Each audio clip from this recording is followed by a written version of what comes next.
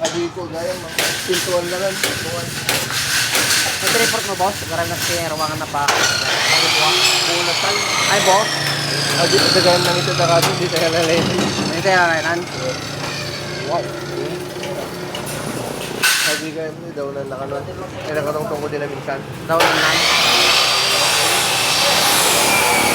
So, hindi na natin nasapak sa Honda ko to na sa service.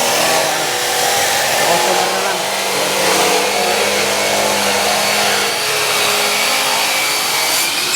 So, ito naman ang customer.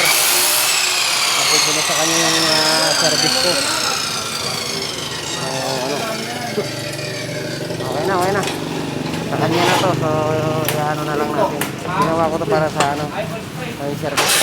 Nakusunadahan naman niya. So, dadawnan niya na to. Ito yung mga drivers niya. Ito yung mga... Ituloy nun to yung pare-run-run natin. Apa, i-align mo to. Nag-i-align may driver seat na. Okay. Alright. Ayan.